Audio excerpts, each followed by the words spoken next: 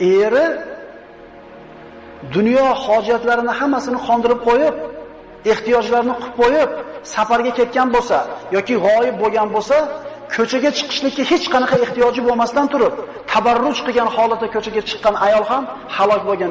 Mendan u haqida so'ramanglar dedi Rasululloh.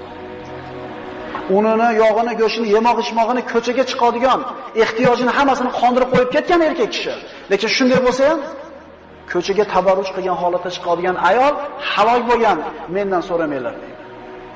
Qancha akalarimiz tijorat, bola-chaqa, tirikchilik maqsadida safarlarga ketgan bo'lsa, shularning uyda qolgan ayollari mana shu hadisdan xabardor bo'lib qo'yishlik kerak. Hojatmi, behojatmi ko'chaga chiqarmaslik kerak. Inson o'zi biladi qachon chiqishlik zarur, qachon chiqmaslik zarur. Va qorna fi buyutikunna deyapti Alloh taolo. Uylarda mustahkam o'tiringlar, chiqarmanglar deyapti.